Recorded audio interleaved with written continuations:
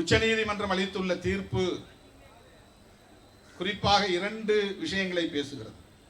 அது குறித்து உங்களுக்கு தெளிவுபடுத்த வேண்டியது இயக்கத்தின் தலைவர் என்கிற முறையில் என்னுடைய கடமை. நம்முடைய தோழர்கள் அதில் ஒரு தெளிவாக இருக்க வேண்டும். யாரும் எப்படியும் அவரவர் புரிதல்களில் இருந்து கருத்துக்கள் சொல்லட்டும், விமர்சிக்கட்டும். நம்மை பொறுத்தவரையில் நாம் ஆதரித்து தமிழ்நாட்டில் அருந்ததியருக்கான உள்ஒதுக்கீடு நடைமுறைக்கு வந்து அது 15 ஆண்டுகளாக இயங்கிக் கொண்டிருக்கிறது. அதற்கு எந்த பாதிப்பும் இல்லை, அதை பாதிக்கவும் செய்ய முடியாது. அதிலே விவாதிப்பதற்கு எதுவும் கிடையாது.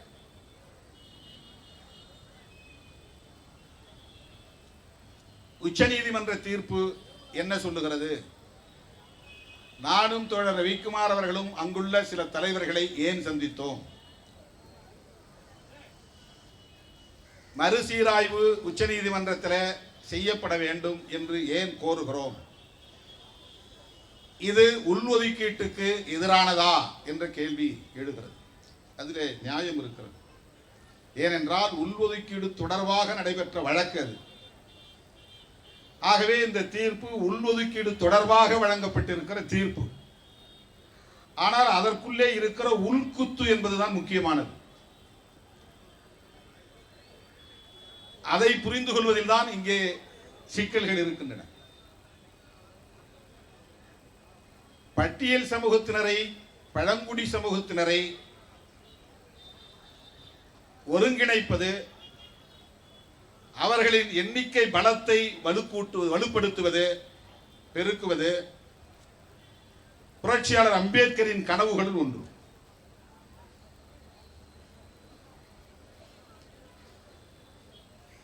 அவருடைய கனவு திட்டத்தை நடைமுறைப்படுத்துவதற்காகத்தான் இந்தியாவில் உள்ள ஒடுக்கப்பட்ட பூர்வீக குடிகளை அவர் பட்டியல்படுத்தி அதை அரசமைப்பு சட்டத்திலே ஒரு தொகுப்பாக இணைக்கிறார். அதனால்தான் அது பட்டியல் சாதிகள் அல்லது அட்டவணைப்படுத்தப்பட்ட சாதிகள் என்று அழைக்கப்படுகிறது. ஓபிசிக்கும் கூட பட்டியல் உண்டு. பட்டியல் படுத்தவர்களும் பிற்படுத்தப்பட்டவர்கள் தான், ஓபிசி மட்டும் பிற்படுத்தப்பட்டவர்கள் அல்ல. அரசமைப்பு சட்டத்தில் சோசியலி எஜுகேஷனலி பேக்வர்ட் கிளாஸஸ் என்று பொதுவாக சொல்லுகிறார், சொல்லப்பட்டிருக்கு. அதற்கு என்ன பொருள் என்றால் சமூக ரீதியாக, கல்வி ரீதியாக பின்தங்கியவர்கள், அப்படிதான் பொருள். அது எஸ்சி எஸ்டியும் குறிக்கும், ஓபிசியும் குறிக்கும். அதனால தான் அவங்களுக்கு ஓபிசி, அதர் பேக்வர்ட் கிளாஸ். ஏன்னா SC ST peoples are backward classes. அவங்க தான் backward class originally. Schedule caste and schedule tribes தான் ஒரிஜினலி பேக்வர்ட் கிளாஸஸ். மற்றவர்களும் சோசியலி எஜுகேஷனலி பேக்வர்டாக இருப்பதனால் அதர் பேக்வர்ட் கிளாஸ். இங்க தமிழ்நாட்டு அதை ஓபிசின்னு சொல்றதில்ல, பிசி எம்பிசி என்று கேட்டகரைஸ் பண்ணிட்டாங்க, அதை பிரிச்சுட்டாங்க. உச்சநீதிமன்றம் 2 விஷயங்களை பேசுகிறது. மேலோட்டமாக பார்த்தால் உள்ஒதுக்கீட்டை பற்றி பேசுகிறது என்று மட்டும்தான் புரிந்து கொள்ள முடியும். ஆனால் அது 2 விஷயங்களை பேசுகிறது. ஒன்று, மாநில அரசுக்கு அதிகாரம் கொடுத்து ஒவ்வொரு மாநிலத்திலும் உள்ள பட்டியல் சமூகத்தினரை வகைப்படுத்திக் கொள்ளலாம், அதன் அடிப்படையில் இடஒதுக்கீட்டையும் பங்கீட்டு தரலாம்.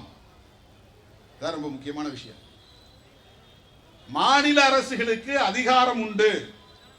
ஒவ்வொரு மாநிலத்திலும் இருக்கிற பட்டியல் சமூகத்தினரை கேட்டகரைசேஷன் செய்வதற்கு,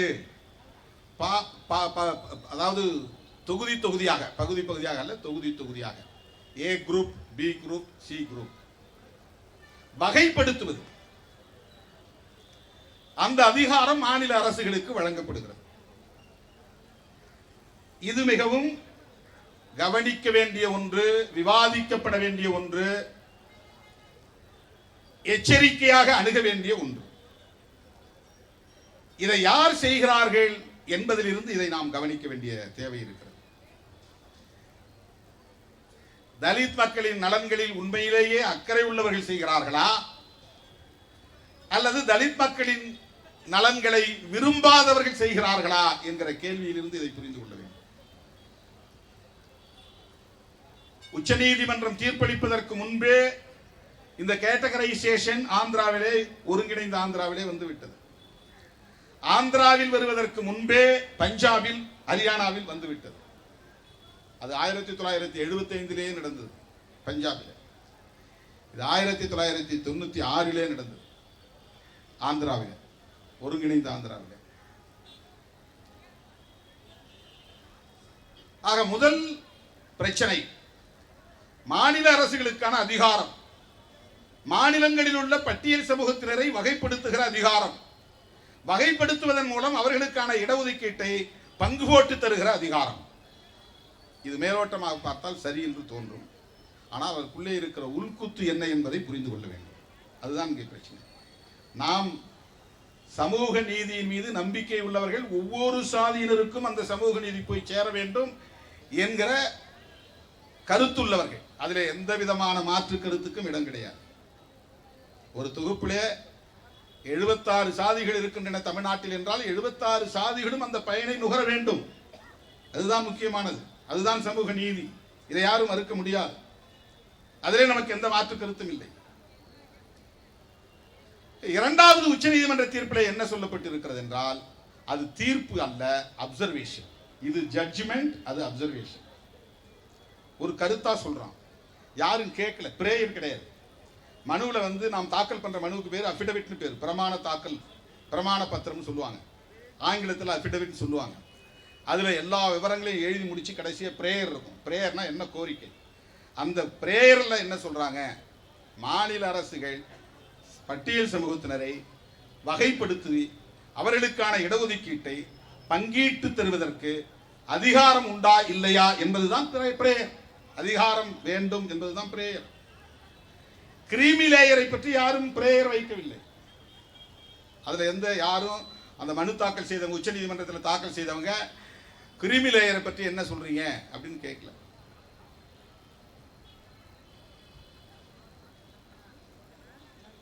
இந்த மனுவில் இல்லை.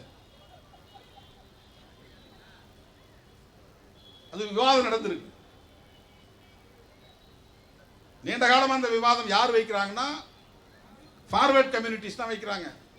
இப்போ நாம சாதி குடும்பங்கள் பேசணும்னா உங்களுக்குள்ள ஒற்றுமை இருக்கா அப்படின்னு சொல்லி நம்ம போராட்டத்தையே அப்படியே சிதைச்சிருவாங்க. நீங்க எஸ்சி தானே, உங்களுக்குள்ள ஒற்றுமை இருக்கா? ஆணவ கொலையை எதிர்த்து பேசணும்னா உங்களுக்குள்ளே ஆணவ கொலை நடக்குதுல்ல, அதுக்கு என்ன சொல்றீங்க அப்படின்னா, ஓபிசிக்கு எஸ்சிக்கு இடையில நடக்கிற ஆணவ கொலையை பேசாதீங்க, அதை எதிர்க்காதீங்க, அதை டைலூட் பண்ணுங்க. இதுதான் உள்குத்து. இதுக்கு பேர் தான் உள்குத்து. ஒட்டுமொத்தமாக சாதி ஒழிய வேண்டும் தான் நாம் சொல்றோம். ஒட்டுமொத்தமாக ஆணவ கொலைகளை தடுக்க வேண்டும் என்று தான் சொல்லுகிறோம். எஸ்சிக்குள்ள நடக்கிற ஆணவ கொலைகளை நாம் எங்கேயும் நியாயப்படுத்தல. ஆணவ கொலைகளே கூடாதுன்னு சொல்றோம். ஆனா வாதிடக்கூடியவன் என்ன சொல்றான், உங்களுக்குள்ள ஒற்றுமை இருக்கா, உங்களுக்குள்ள ஏற்றத்தாழ்வு இல்லையா? இது இந்த கேள்விகளை எழுப்புவதன் மூலம் நீ ஓபிசி உன் மீது நிகழ்த்துகிற வன்கொடுமைகளை எதிர்க்க உனக்கு என்ன தகுதி இருக்கிறது என்று கேட்டு அந்த போர்க்குணத்தை நீர்த்து போக செய்கிறது. அது ஒரு ஸ்ட்ராட்டஜி. இப்ப கிரீமி லேயரை பற்றி யார் பேசுறா? என்ன கிரீமி லேயர்னா என்ன, என்ன பொருள் உங்களுக்கு புரியும்படி சொல்றேன். கடையில் போய் நீங்க கிரீம் பிஸ்கட் வேணும்னு கேளுங்க, கிரீம் பிஸ்கட் கொடுப்பான். அதுல 2 பிஸ்கட் இருக்கும், நடுவில் கிரீம் இருக்கும். 2 பிஸ்கட் ஒட்டி இருக்கும், உள்ள நடுவில் கிரீம் இருக்கும். மேல இருக்கிற பிஸ்கட் பணக்கார பிஸ்கட், கீழே இருக்கிற பிஸ்கட் ஏழை பிஸ்கட். நடுவில் இருக்கிற கிரீம் பணக்காரனாகவும் இல்லை ஏழையாகவும் இல்லை, அவன் ஒரு மாதிரி, அவன் ஒரு வேற மாதிரி, அவன் தான் கிரீமி லேயர். பிஸ்கட்டுக்கு இடையில கிரீமி லேயர் இருக்கு பாருங்க. இந்த சமூகத்துக்குள்ள பணக்காரன், வளர்ச்சி அடைந்தவன், வலுவாக இருப்பவன், உயர்ந்த சாதி, ஒடுக்கப்பட்ட சாதிக்குள்ளேயே மேல் சாதி என்கிற எண்ணம் உள்ளவன் மேல இருக்கிறான். அதுக்கு கீழே எந்த வசதியும் இல்லாமல், கல்வியை நுகர முடியாமல், வேலை வாய்ப்பை நுகர முடியாமல், பொருளாதார வசதி இல்லாமல் மிக கேவலமான முறையிலே வாழ்ந்து கொண்டிருக்கிற பெரும் கணிசமான மக்கள் தொகை இருக்கிறார். இதுக்கு இடையில இந்த கோட்டா ரிசர்வேஷன் மூலமா கொஞ்சம் படித்து மேலே வந்திருப்பான். ஒரு அரசு ஊழியரா, ஆசிரியரா, ஒரு ஓஏ, ஒரு ஸ்கேவெஞ்சர், ஒரு ஸ்வீப்பர், செகண்டரி கிரேட் டீச்சர், பட்டதாரி ஆசிரியர். அவன் அங்க வந்து கை வைக்கிறான். என்ன சொல்றான்னா, உங்க சமூகத்துல படிச்சவன் ஐஏஎஸ் படிச்சவன் பிள்ளையே மறுபடியும் ஐஏஎஸ் படிக்கிறாங்க. போஸ்ட் கிராஜுவேட் டீச்சர்ஸ் அவங்க மாசம் 1.5 லட்சம் 2 லட்சம் சம்பளம் வாங்குறாங்க. அவங்க பிள்ளைகளே மறுபடியும் குரூப் 1 எழுதுறாங்க, கோட்டாவில் வராங்க, யூபிஎஸ்சி எழுதுறாங்க, ஐஏஎஸ் போறாங்க. அவன் பிள்ளை மறுபடியும் கோட்டாவில் வராங்க, அவன் பேராசிரியராக வரான் அல்லது அரசு அதிகாரிகளாக பதவிக்கு வரான். படித்தவன் பிள்ளையே படிக்குது, பயன்பெற்ற பிள்ளைகளே பயன்பெறுகிறார்கள். சாதாரண மக்களுக்கு இது வந்து லாஜிக் கரெக்டு, லாஜிக் கரெக்டு. மேலோட்டமாக பார்த்தா ஆமாம் கரெக்ட், ஆமாம் அப்படி அது தப்பு தானே தோணும். ஆனால் அவன் எதுக்கு சொல்றான்னா, அதுதான் உள்குத்து. அவன் என்ன சொல்றான்னா, நீ ஒரு தலைமுறை ரிசர்வேஷன் வாங்கினா போதும், அடுத்த தலைமுறை வாங்கக்கூடாது. ஒரே குடும்பத்தில் கிடைக்காதவனுக்கு கிடைக்கட்டும், சரி ரைட். ஆனால் அவன் நோக்கம் என்ன அப்படின்னா, பொருளாதார அளவுகோலை சமூக நீதி கோட்பாட்டில் திணிப்பதுதான் அவனுடைய நோக்கம். கிரீமி லேயர் என்றால் வருமான வரம்பு, கிரீமி லேயர் என்றால் வருமான வரம்பு. வருமான வரம்பு என்றால் ஒரு நபர் ஆண்டுக்கு இத்தனை லட்சம் வருமானம் பெற்றிருந்தால் அதற்கு கீழே இருந்தால் இடஒதுக்கீடு உண்டு, மேலே இருந்தால் இடஒதுக்கீடு இல்லை. இப்போ ஓபிசிக்கு இடஒதுக்கீடு இருந்தது, கிரீமி லேயர், அதை யாரும் எதிர்க்கல, அப்படியே விட்டாங்க. ரொம்ப கம்மியா வச்சிருந்தாங்க. நான் தான் வந்து அப்போ நான் சிங்கிள் மெம்பரா இருந்தப்போ 2009 2016 தோழர் ரவிக்குமார் நானும் பேசி முடிவெடுத்து ஒரு கடிதத்தை எழுதி அதை அரசின் கவனத்திற்கு கொண்டு போய் சேர்க்க வேண்டும் என்று மன்மோகன் சிங் அவர்களையே சந்தித்து கொண்டு போய் மனு கொடுத்தோம். யாருக்கு? ஓபிசிக்கு. என்ன? இடஒதுக்கீட்டின் வருமான வரம்பு அளவை உயர்த்த வேண்டும். வெறும் 2.5 லட்ச ரூபா வருஷத்துக்கு ஒருத்தன் சம்பளம் வாங்கினான்னா அந்த 2.5 லட்ச ரூபா குடும்பத்தை சார்ந்த பிள்ளைகளுக்கு இடஒதுக்கீடு இல்லை என்பதுதான் கிரீமி லேயர். ஒரு வருஷத்துக்கு 12 மாசம் சம்பளம் வாங்கக்கூடியவனுக்கு 2.5 லட்ச ரூபா ஆண்டு வருமானமாக இருந்தால் அவனுடைய பிள்ளைகள் ரிசர்வேஷன் பெற முடியாது. இதுதான் கிரீமி லேயர். மாசம் 20,000 மேல சம்பளம் வாங்கினா, இப்ப சாதாரண டீச்சரை ஒரு ஆசிரியராக இருக்கிற 1.5 லட்ச ரூபா சம்பளம் வாங்குறான். ஓஏ 1 லட்ச ரூபா கிட்டத்தட்ட வாங்குறாங்க, எல்லா படியும் சேர்த்து. இவர்களுடைய பிள்ளைகள் தான் ஆண்டு வருமானம் ஃபிக்ஸ் பண்ணிட்டா. இப்ப என்னன்னா, ஓபிசிக்கு நான் அப்போ போய் மன்மோகன் சிங்கிட்ட கொடுத்த பிறகு அது 6 லட்சமாக உயர்த்தினார். அதுக்கு பிறகு இப்போ 8 லட்சமாக அது ஆயிருக்கு. இப்போ 8 லட்சம் ஆயிருக்கு. 8 லட்சம் ரூபாய் வருமான வரம்பு ஓபிசிக்கு. யாருக்கு? எம்பிசி மற்றும் பிசிக்கு. இதை பற்றி இங்க பேசுறதுக்கு யாரும் எம்பிசி தலைவர்கள் கிடையாது, ஓபிசி தலைவர்கள் கிடையாது. திருமாவளவன் என்ன பண்ணிட்டு இருக்கிறான்னு நோண்டிட்டு உட்காந்துருப்பாங்க. இவன் கொடி ஏற்றினா கொடி பார்த்தாலே அருவருப்பா இருக்கு, அந்த கொடியை வெட்டி எறி. இதான் தலைவர்கள் வந்து தம் தொண்டர்களுக்கு சொல்லிட்டு இருக்கிற அறிவுரை. அங்க எவனோ வந்து ஆப்பு வச்சுட்டு இருக்கிறான் இடஒதுக்கீட்டுக்கு. ஓபிசி மக்களுக்கு வருமான வரம்பு 8 லட்சம் ரூபாய். 2 பேரும் நான் அன்னைக்கு கிளம்புற நேரத்தில் 2 தம்பிங்க வந்தாங்க. ஏதோ பேர் சொன்னாங்க, மறந்துட்டேன். என்னன்னா, அவன் ப்ரிலிமினரி எழுதி பாஸ் பண்ணிட்டான், யூபிஎஸ்சியில் மெயின் எழுதி பாஸ் பண்ணிட்டான், இன்டர்வியூவும் பாஸ் பண்ணிட்டான். அது எவ்வளவு கடினமான ஒரு விஷயம் உங்களுக்கு தெரியும். அவ்வளவு எளிதா ப்ரிலிமினரி பாஸ் பண்ண முடியாது. அதாவது நுழைவுத் தேர்வு மாதிரி. ப்ரிலிமினரிங்கிறது தொடக்க தேர்வு, ஐஏஎஸ்க்கானது. 2 பேரும் பாஸ் பண்ணிட்டாங்க. 2 பேருக்கும் அலாட்மெண்ட் இல்லை. ஏண்டா அலாட்மெண்ட் இல்லைன்னா, உங்க 2 பேருடைய ஆண்டு வருமானமும் 8 லட்சத்தை தாண்டி விட்டது. ஓபிசி தமிழ்நாட்டை சேர்ந்த தம்பிங்க உடனே வாங்கன்னு அழைச்சிட்டு போனேன். என்ன செய்யணும்னு சோசியல் ஜஸ்டிஸ் மினிஸ்டர் வந்து எங்களுக்கு வந்து ஒரு சர்டிஃபிகேட் கொடுத்தாருன்னா எங்களுக்கு உடனே போட்டுருவாங்க. ஐபிஎஸ் ஒருத்தரையும் ஐஆர்எஸ் ஒருத்தரையும் போட்டுருவாங்க. 2 பேரும் ஐஏஎஸ்க்கு கிளியர் ஆகல, ஒருத்தன் ஐபிஎஸ்க்கு ஒருத்தன் ஐஆர்எஸ் கிளியர் ஆகிருக்காங்க, தேர்வாயிருக்காங்க. சோசியல் ஜஸ்டிஸ் மினிஸ்டர் எம்ஓஎஸ்ஆ இருக்கிறவர், மாநிலங்களவை அமைச்சராக இருக்கிறவர், இணை அமைச்சராக இருக்கிறவர் ராம்தாஸ் அத்வாலே. உடனே வாங்கன்னு அழைச்சிட்டு போயிட்டேன் கையோட. நாங்கள் 2 பேரும் தான் போனோம். போய் அவர்கிட்ட கொடுத்தோம். சரி நான் பார்க்குறேன், அவருடைய பிஏ ஃபோன் பண்ணி நாளைக்கு அங்கே ஆஃபீஸ் வந்துருங்க, என்ன செய்ய முடியுமோ. 2 பேர் மட்டும் அல்ல, அது மாதிரி 10 பேர் வெளியேற்றப்பட்டு இருக்கிறார்கள். எல்லாம் ஓபிசி மாணவர்கள், யாரும் எஸ்சி எஸ்டி இல்லை. ஏன்னா எஸ்சி எஸ்டிக்கு கிரிமி லேயர் கிடையாது, ஓபிசிக்கு கிரிமி லேயர் நடைமுறையில் இருக்கு. 10 பேர் கடினப்பட்டு இரவு பகலாக கண்துஞ்சாமல் படித்து தொடக்க தேர்வை எழுதி தேர்ச்சி பெற்று அதற்கு அடுத்த மெயின் எக்ஸாமினேஷன் அதை எழுதி தேர்வு பெற்று தேர்ச்சி பெற்று நேர்காணலில் தேர்ச்சி பெற்று ஒரு நல்ல நிலைக்கு உயர்ந்த பதவிக்கு போகக்கூடிய நேரத்தில் அவர்களுக்கு பறிபோகிறது. இது எதனால் நிகழ்கிறது? கிரிமி லேயரால் உருவாகிறது.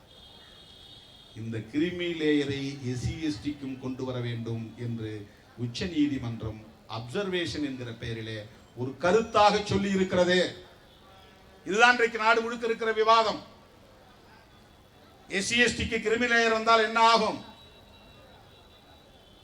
ஒரு ஆபீஸ்ல கார்பரேஷன்ல தூய்மை பணியாளராக வேலை செய்யக்கூடிய பிள்ளைகள் கூட பாதிக்கப்படும். கிரிமி லேயர் அவங்களுக்கு 8 லட்சம் வரை, நமக்கு 8 லட்சம் வைக்காம ஒரு 6 லட்சம் வைக்கிறாங்க வச்சு, அல்லது 10 லட்சம் வைக்கிறான்னு வச்சுங்க. இந்த 10 லட்சம் ஆண்டு வருமானம் பெறக்கூடியவர்கள் பிள்ளைகள் பாதிக்கப்படுவார்களா பாதிக்கப்பட மாட்டார்களா? அது என்ன அர்த்தம்னா, உன் அப்பன் படிச்சான்ல, ஒரு ஓஏவா ஆயிட்டான், அது டீச்சர் ஆயிட்டான், அதுக்கப்புறம் நீ படிச்சாலும் ரிசர்வேஷன் கேட்காத, உன் அப்பனோட முடியுது ஒரே தலைமுறையோட. இதுதான் இடஒதுக்கீட்டை மறைமுகமாக நசுக்குகிற முயற்சி என்று நாம் சொல்லுகிறோம். அடிமடியிலே கை வைக்கிறான். அப்புறம் எங்க உள் ஒதுக்கீடு வெளி ஒதுக்கீடு எதையுமே காப்பாற்ற. இடஒதுக்கீட்டுக்கே ஆபத்து என்கிற போது மற்ற ஒதுக்கீடுக்கு பேச்சுக்கு இடமே இல்லாமல் போகிறது. இடஒதுக்கீட்டுக்கே ஆபத்து.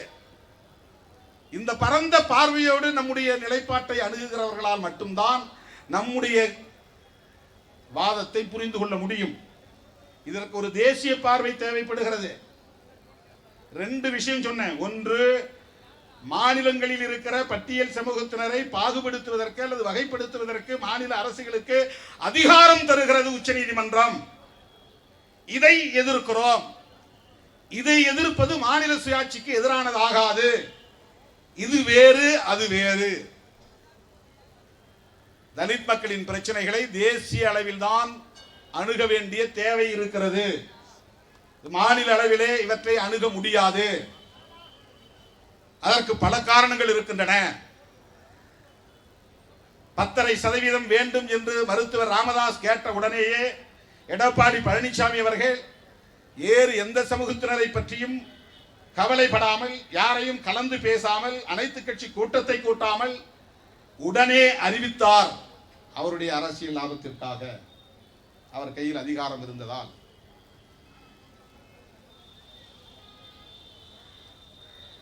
பிறகு அது சட்டப்படியான சிக்கலுக்கு போய் இன்றைக்கு தேங்கி நிற்கிறது. அது வேறு.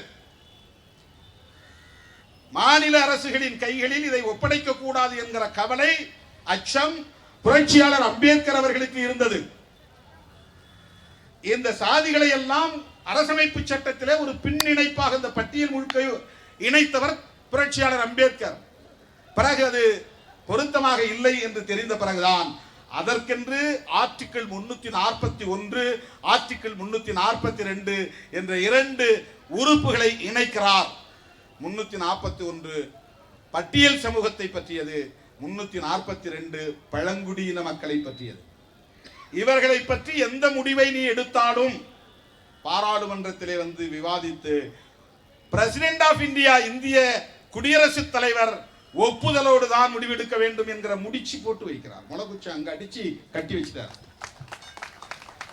President of India. ஸ்டேட்ல வந்து எக்ஸெப்ஷனல் கேஸ் உத்தரப்பிரதேசத்தில் மாயாவதி முதலமைச்சரானது. எந்த சூழலிலும் எந்த காலத்திலும் ஒரு தலித் ஒரு மாநிலத்தின் முதலமைச்சராக முடியாது. இதை விவாதித்தால் ஏன் பாராளுமன்றத்தோடு இந்த அதிகாரம் இணைக்கப்பட்டிருக்கிறது என்பதை புரிந்து கொள்ள முடியும். இதை போய் மாநில அரசுகிட்ட நமக்கு திமுக அரசு மீது நம்பிக்கை இருக்கிறது சரி, ஆனால் திமுக அரசு என்பது நிலையானதல்ல, மாநில அரசு தான் நிலையானது. மாநில அரசுங்கிறது பெர்பெச்சுவேட். கட்சிகள் வந்து வரும் போகும், அது வேறு. சமூக நீதியின் மீது நம்பிக்கை உள்ளவர்கள் வருவார்கள் போவார்கள், அது வேறு. மாநில அரசு எந்த சூழலிலும் ஒரு தலித்தை முதலமைச்சராக ஏற்றுக்கொள்ளுகிற நிலை இங்கே இல்லை, வர முடியாது. இந்தியாவிலேயே அதிகமான மக்கள் தொகை கொண்ட பட்டியல் சமூகம் பஞ்சாபில் தான் இருக்கிறது. மொத்த மக்கள் தொகை 32%. எஸ்சி எஸ்டி மட்டும் 32% உள்ள ஒரு சமூகம் தனித்து ஒரு அரசியல் சக்தியாக எழுச்சி பெற்றால் அவர்கள்தான் நிரந்தர முதலமைச்சராக இருக்க முடியும். ஏன்னா 30-33% இருந்தாலே ஆட்சிக்கு வந்துட முடியும். ஆனா அது 100 விழுக்காடு கன்சாலிடேட் ஆகணும். அது பிராக்டிக்கலா முடியாது. ஆனாலும் முன்கூட்டியே 1975 அந்த சமூகத்தை இரண்டாக கேட்டகரைசேஷன் என்கிற பெயரால் உடைத்து விட்டார்கள். சீக்கிய எஸ்சி, மஜிபி 6, சீக்கிய மதத்தில் இருக்கிற ஷெட்யூல் காஸ்ட், வால்மீகி அப்படின்னு ஒரு ஷெட்யூல் காஸ்ட் இருக்கிறாங்க. வால்மீகிங்கிற பெயர்ல ஒரு ஷெட்யூல் காஸ்ட் இருக்கிறாங்க. இந்த 2 சாதிக்கும் 12.5% இடஒதுக்கீடு. அங்க மொத்த மக்கள் தொகை 31.9%. இடஒதுக்கீடு என்பது வெறும் 25%. ப்ரொபோர்ஷனேட்டா இல்ல. ப்ரொபோர்ஷனேட்டான்னா மக்கள் தொகை அடிப்படையில் இடஒதுக்கீடு இருக்கணும். 32%னா 32% இடஒதுக்கீடு இருக்கணும். அதுதான் கான்ஸ்டிடியூஷன் சொல்கிறது. ஆனா அப்படி கிடையாது. இன்னைக்கு தமிழ்நாட்டுக்குள்ள 2011 சென்சஸ் படி, இதுல எல்லாரும் இந்த காஸ்ட் சென்சஸ் பேசுறாங்களே, அதுல சென்ட்ரல் கவர்மெண்ட் இந்திய ஒன்றிய அரசு எடுக்கிற சென்சஸ் மக்கள் தொகை கணக்கெடுப்பில் எல்லா கணக்கெடுப்பின் போதும் ஷெட்யூல் காஸ்ட், ஷெட்யூல் ட்ரைப்ஸ்ல ஒவ்வொரு சாதியும் எவ்வளவு இருக்கிறார்கள் என்று சாதி வாரி கணக்கெடுப்பு நடத்தப்படுகிறது. ஓபிசிக்கு தான் காஸ்ட் வைஸ் சென்சஸ் கிடையாது. எஃப்சிக்கு காஸ்ட் வைஸ் சென்சஸ் கிடையாது. ஃபார்வர்ட் கம்யூனிட்டிஸ், பேக்வர்ட் கிளாஸஸ், இவர்களுக்கு சாதி வாரியாக ஒவ்வொரு சாதியும் எவ்வளவு பேர் இருக்கிறார்கள் என்பது தெரியாது. ஏன் 10.5% போய் நிறுத்தி வச்சாங்கன்னா, எந்த டேட்டா அடிப்படையில் நீ 10.5 கொடுத்த அப்படின்னு ஒரு கேள்வி எழுந்துச்சு. டேட்டா இல்ல. வன்னியர்கள் 10.5% இருக்கிறார்கள் என்பது உனக்கு எப்படி தெரியும்? உன்கிட்ட டேட்டா இருக்கா? டேட்டா இல்ல. பிறகு எப்படி கொடுத்த? நான் ஜனார்த்தனம் குழுவில் ரெக்கமெண்டேஷன்ல இருக்கு அதனால கொடுத்தேன். அதுக்கு டேட்டா இருக்கா? இல்ல. அது ஒரு ஸ்டடி, அது ஒரு அனாலிசிஸ், அவ்வளவுதான்.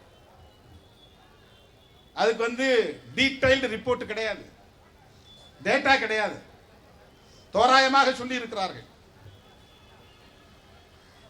ஆகவே டேட்டா இல்லை. அதனால் என்ன கோரிக்கை வருது? அடுத்த கோரிக்கை, சாதிவாரி கணக்கெடுப்பு நடத்து. அது ஜனநாயகமான கோரிக்கை, நாம் அதை வரவேற்கிறோம். ஆனா எஸ்சி எஸ்டிக்கு சாதிவாரி கணக்கெடுப்பு ஏற்கனவே இருக்கிறது. நாம் சாதிவாரி கணக்கெடுப்பு நடத்த ஆதரவு தெரிவிப்பது ஓபிசிக்காக. விடுதலை சிறுத்தைகள் ஓபிசிக்கு ஆதரவானவர்களா இல்லையா என்பதை புரிந்து கொள்ளும். சாதிவாரி கணக்கெடுப்பை விடுதலை சிறுத்தைகள் கட்சி ஆதரிப்பது எஸ்சி எஸ்டிக்காக அல்ல. ஏற்கனவே எஸ்சி எஸ்டி மக்களுக்கான சாதிவாரி கணக்கெடுப்பு தொடர்ந்து நடத்தப்பட்டு வருகிறது. புள்ளி விவரம் இருக்கு. எல்லா புள்ளி விவரம் 2011 வரை எடுத்துறாங்க.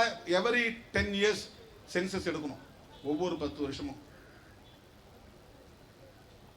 1871 இருந்து எடுத்துட்டு இருக்காங்க, பிரிட்டிஷ் பீரியட்ல இருந்து 1971 வரையிலும்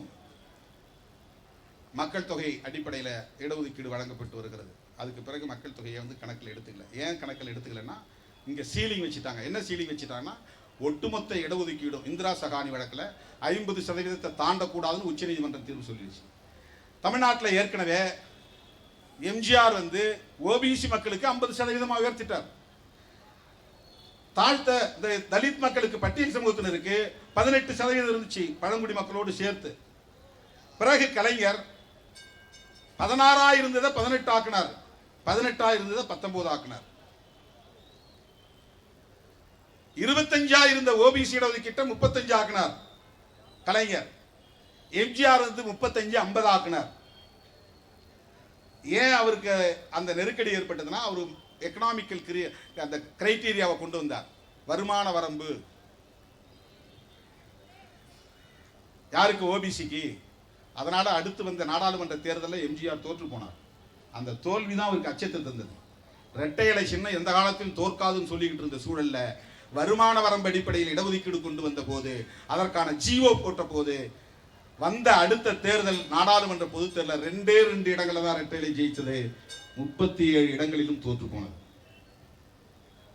தமிழ்நாட்டில் எம்ஜிஆர் உயிரோடு இருக்கும் போதே இரட்டை இலை தோல்வியை கண்டது என்றால் அது இடஒதுக்கீடு தொடர்பான பிரச்சனையால் தான். வருமான வரம்பு அரசாணையை திரும்ப பெற்றுக் கொண்டார். 35% இருந்த இடஒதுக்கீட்டை 50 உயர்த்தினார். ஒரே பல்டி 35 50 ஆகி போச்சு. எக்கனாமிக்கல் ஜீவோ விட்ரான் திரும்ப பெற்றுக் கொள்ளப்பட்டது. இது நடந்தது தமிழ்நாட்டு அரசியல்.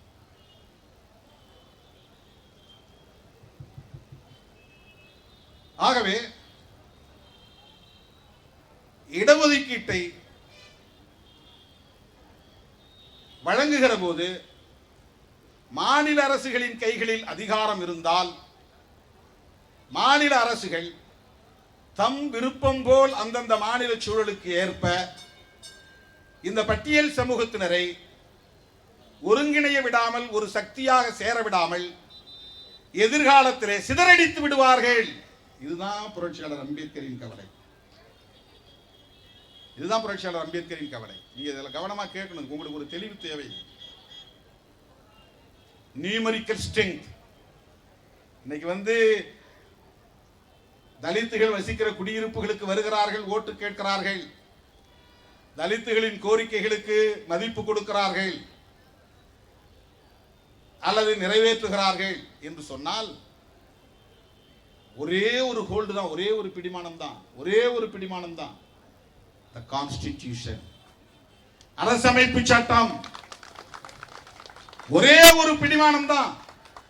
இல்லைனா ஊதி போட்டு போயிடுவாங்க. எந்த கோரிக்கையும் ஈடுபடாது, எந்த கோரிக்கையும் ஈடுபடாது.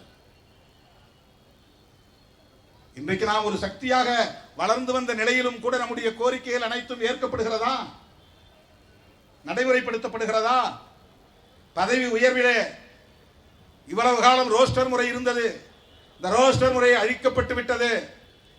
அவர்களை உயர்ந்த இடத்தில் இருந்தவர்கள் எல்லாம் இன்றைக்கு சடசடவென கீழே கொண்டு வந்து சாதாரணமான இடத்திலே உட்கார வைத்திருக்கிறார்கள். அரசு அதிகாரிகளாக இருந்தவர்கள் இன்றைக்கு மிகச் சாதாரண பொறுப்புக்கு வந்து விட்டார்கள். அதுவும் ஒரு வழக்கு தான் உச்ச நீதிமன்றத்தில். 16(4)A அரசமைப்பு சட்டம் மாநில அரசுகளுக்கு அதிகாரம் தருகிறது. அதை பயன்படுத்தி ஒரு சட்டம் இயற்ற வேண்டும். கர்நாடகாவிலே இயற்றப்பட்டிருக்கிறது, தமிழ்நாட்டிலும் இயற்றுங்கள் என்று சொல்லிக்கொண்டே இருக்கிறோம். இன்னும் நடைமுறைக்கு வரவில்லை. செய்ய விருப்பம் இருந்தாலும் முதல்வரால் செய்ய முடியவில்லை. இதுதான் மாநில அரசு, மாநிலத்தின் நிலை. செய்ய முடியாது. இதை முன்னுணர்ந்தவர் புரட்சியாளர் அம்பேத்கர் அவர்கள். ஆகவே பட்டியல் சமூகத்தினரின் பிரச்சனைகளையும் பட்டியல் பழங்குடி மக்களின் பிரச்சனைகளையும் நாடாளுமன்றத்தில் வைத்து விவாதித்து தீர்மானிக்க வேண்டும். குடியரசுத் தலைவரின் ஒப்புதலை பெற வேண்டும். இந்த பிடிமானத்தை எப்படி நாம் விட்டுவிட முடியும்? இதை எப்படி நாம் கண்டுங்காணாமல் இருந்துவிட முடியும்? அது வெறும் அப்சர்வேஷன் தானே, அது ஒன்றும் ஜட்ஜ்மெண்ட் இல்லையே. ஏன் அப்புறம் இவ்வளவு பெரிய டாக் ஆஃப் தி நேஷனா மாறுது? அது வெறும் அப்சர்வேஷன் தானே, எல்லாரும் கண்டுகொள்ளாமல் போகலாமே. ஏன் தேசிய அளவிலான விவாதமாக இது மாறுகிறது? பாரதிய ஜனதா கூட்டணியில் இருக்கிற தலித் எம்பிக்களே போய் பிரதமரை சந்தித்து முறையிட வேண்டிய அளவுக்கான அழுத்தம் ஏற்பட்டிருக்கிறது. உத்தரப்பிரதேசத்திலே அருந்ததியர் என்று அழைக்கப்படுகிற ஒரு சமூக பிரிவினர் தான் சமார். அந்த சமார் பிரிவை சார்ந்தவர் தான் மாயாவதி. மாயாவதியும் ஏன் எதிர்க்கிறார்? உச்ச நீதிமன்றத்தில் தொடுக்கப்பட்ட வழக்கு சமார் மகாசபாவின் சார்பில் தான். அந்த பஞ்சாபிலே இருக்கிற சமார் பிரிவினரும் இந்த தமிழ்நாட்டிலே சொல்லப்படுகிற அருந்ததியரை போன்ற ஒரு பிரிவினர் தான். அவர்கள் தான் எதிர்த்தார்கள், அவர்கள் தான் வழக்கு போட்டார்கள். ஏன்? இந்தியா முழுவதும் தலித்துகள் ஒற்றுமையாக இருக்க வேண்டும் என்ற கவலை உள்ளவர்கள் இதை எதிர்க்கிறார்கள். அதுதான் முக்கியமானது. அண்டர்லைன் செய்ய வேண்டும். எல்லாம் ஹோமோஜீனஸ், ஹோமோஜீனஸ் நீங்க ஒரு வார்த்தை எல்லாம் யூடியூப்ல கேட்டிருப்பீங்க. Homogeneous, heterogeneous. ஹோமோஜீனஸ்னா ஒரே மாதிரியான பண்பு கூறுகளை கொண்டவை அப்படின்னு அர்த்தம். எல்லாம் கருப்பா இருக்கிறாங்க திராவிடர்கள் எல்லாம், அது ஹோமோஜீனஸ். எல்லாரும் ஒரு மீடியம் ஹைட்ல தான் இருக்கிறாங்க, குட்டையாவும் இல்லை நெட்டையாவும் இல்லை, அது ஹோமோஜீனஸ்.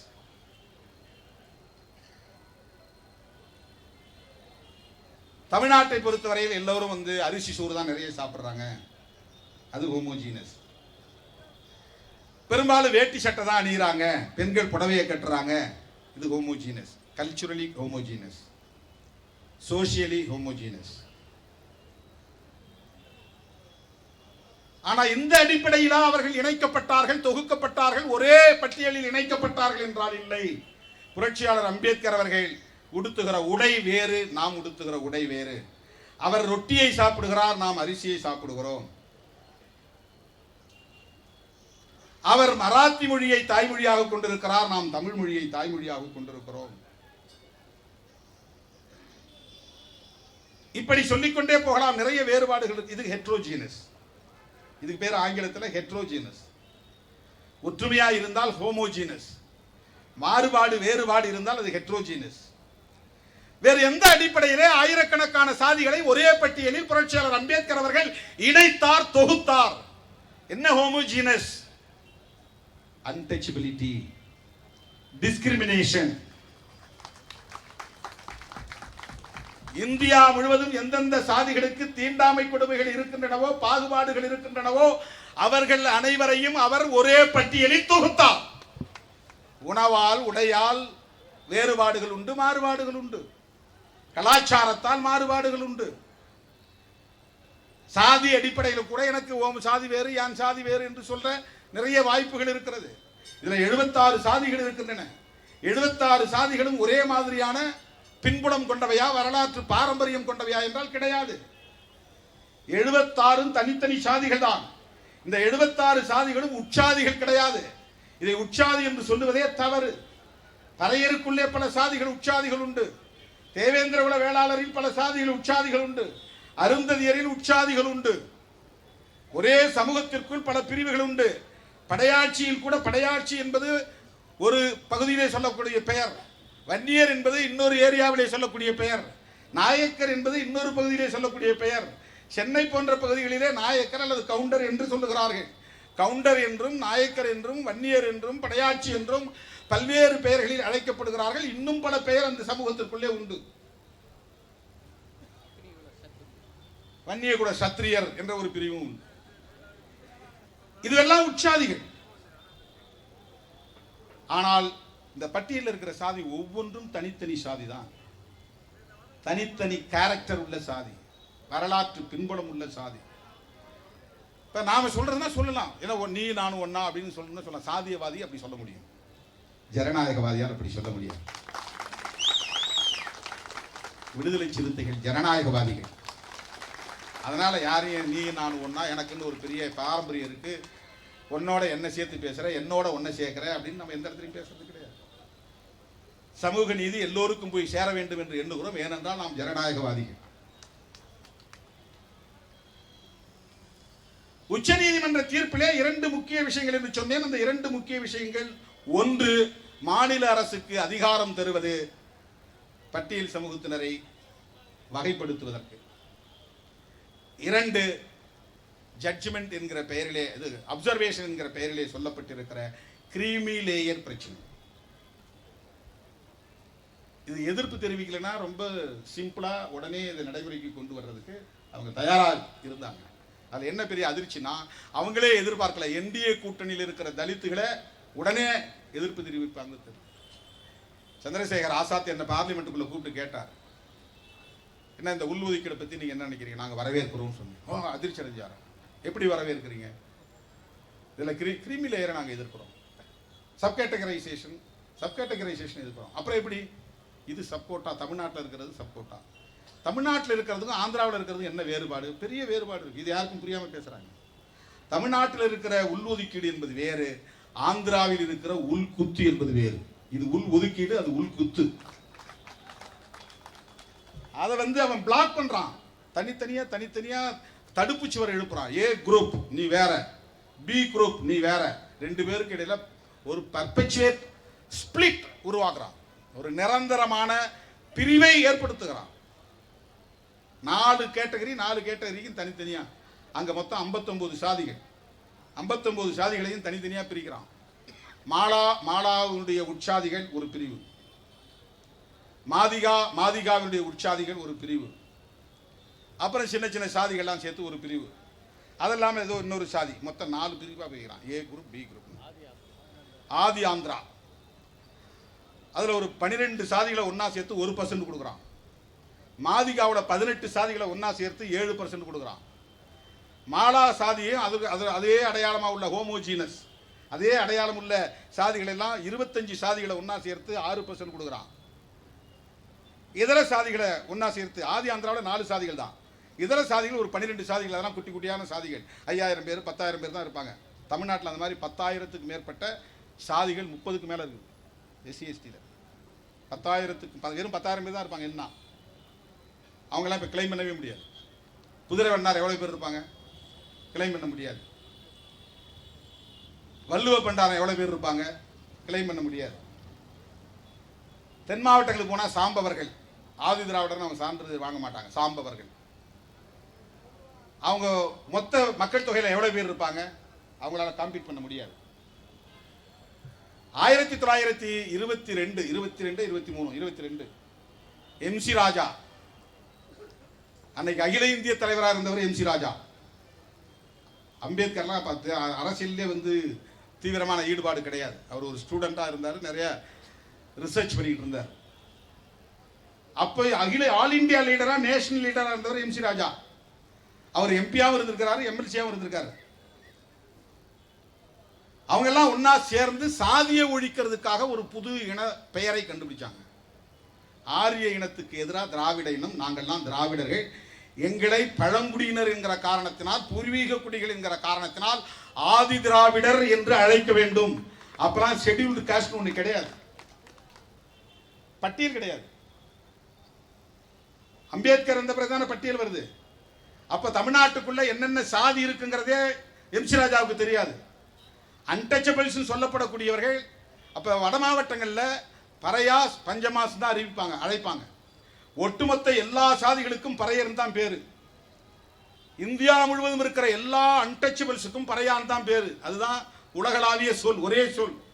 பறையான்னு சொன்னா அன்டச்சபிள்ஸ் இன் இந்தியா அப்படிதான் சொல்லுவாங்க. அன்டச்சபிள்ஸ் இன் தமிழ்நாடுன்னு சொல்றது இப்பதான்.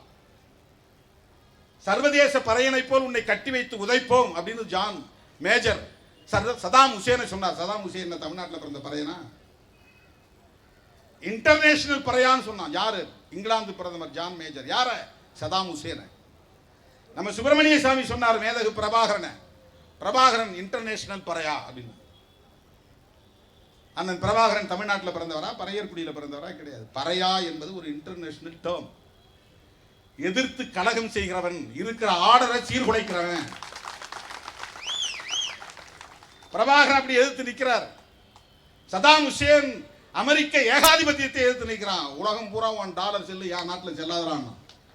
உன் டாலர் என் நாட்டில் வந்தா வெறும் குப்பை, பேப்பர்.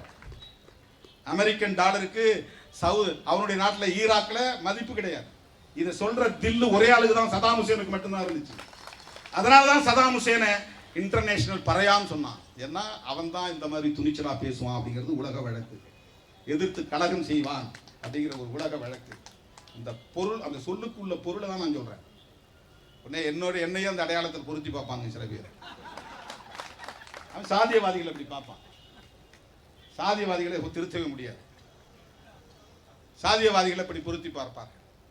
இன்டர்நேஷனல் பறையா அப்படின்னு சொல்றாங்க. பறையா, பஞ்சமா என்கிற இந்த 2 சொற்களுக்கும் பதிலாக இவற்றை நீக்கிவிட்டு ஆதி திராவிடா என்று எங்களுக்கு சான்றிதழ் வழங்க வேண்டும், அதை கவர்மெண்ட் கெசட்டில் இணைக்க வேண்டும், அதை சட்டமாக்க வேண்டும் என்று குரல் கொடுத்தவர் எம்சி ராஜா. அவரோடு இணைந்து போராடியவர்கள் சமகால தலைவர்கள், தாத்தா ரெட்டமலை சீனிவாசன் போன்றவர்கள். அந்த காலத்தில் இவர்கள் தான் சொல்லிக் கொள்ளக்கூடிய வகையில் அகில இந்திய அளவில் தலைவர்களாக இருந்தார்.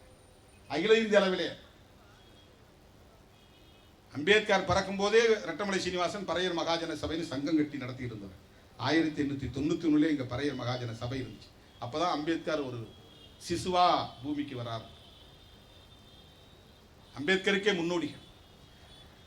திராவிட என்கிற சொல்லை தமிழ் மண்ணில் அதிகாரபூர்வமாக புழக்கத்திற்கு கொண்டு வந்தது பண்டிதர் அயோத்திதாசரும், எம்சி ராஜாவும், ரெட்டமலை சீனிவாசனும், ஜான் ரத்தினமும், இந்த தலைவர்கள் தான் திராவிடம் என்ற சொல்லையே ஆரியத்திற்கு எதிராக, பார்ப்பனியத்திற்கு எதிராக, சனாதனத்திற்கு எதிராக கையாண்டவர்கள். 1925க்கு பிறகுதானே பெரியார் காங்கிரஸில் இருந்து வெளியேறி சுயமரியாதை இயக்கத்துக்கு வரார். அதுக்கு முன்னாடியே பண்டிதர் காலமாகி விடுகிறார். அதற்கு முன்னமே அவர் இந்த கோரிக்கையை எழுப்புகிறார். அம்பேத்கரே அப்ப வந்து கண்ணு முழிக்காத கொஞ்சம் தான் சொல்லுவார். சின்ன சிசு. ஆரியத்தை எதிர்க்கிற குரல், போர் குரல், சனாதன எதிர்ப்பு குரல், பார்ப்பனிய எதிர்ப்பு குரல் இந்த பூர்வீக குடிகளை சார்ந்த தலைவர்களின் குரலாக இருந்தது. அதன் அடிப்படையில் இருந்ததுதான் ஆதி திராவிடா என்ற ஒரு சொல். ஆனால் அன்னைக்கு அதை பலரும் ஏற்றுக்கொண்டிருக்கு. இந்த சவுத் ஆர்காட், நார்த் ஆர்காட், சென்னை இந்த பகுதியில் அதிகம் தொடர்பு இருந்த நிலையில கடகடன்னு நம்ம தலைவர் சொல்லிட்டாருன்னு எல்லாம் ஆதி திராவிடான்னு சர்டிஃபிகேட் வாங்கிட்டாங்க. திருச்சிக்கு அந்த பக்கம் நிறைய பேர் வாங்கல. அவங்கவுங்க சாதியை பேர சொல்லி எங்களுக்கு இப்படிதான் சாதி, இந்து, பறையன். இப்போ என்னுடைய எஸ்எஸ்எல்சி புக்கில் நான் வந்து 78ல் எஸ்எஸ்எல்சி முடித்தேன். எஸ்எல்சி புக்கு நான் வாங்கணும். ஷெட்யூல் காஸ்ட் அப்படிங்கிறதுக்கு நேரம் வெறும் எஸ்சி, இந்து அப்படின்னு மட்டும் எழுதியிருந்தாங்க. ஒன்றுமே எழுதலை. கம்யூனிட்டி சர்டிஃபிகேட் வாங்க போனோடனே அவன் வந்து எஸ்சி ஆதி திராவிடான்னு இருந்துச்சு. எஸ்சி ஆதி திராவிடம். ஏன்னா கடலூர் மாவட்டத்தில் நான் படித்தேன், திட்டக்குடியில். கடலூர் மாவட்டத்தில் வந்து அந்த பழக்கம் கிடையாது. திருச்சி மாவட்டம், அப்போ ஒருங்கிணைந்த திருச்சி மாவட்டம் தான் எனக்கு சொந்த ஊர். ஆனால் நான் படித்தது பக்கத்திலே ஆத்தோரத்தில் இருக்கிற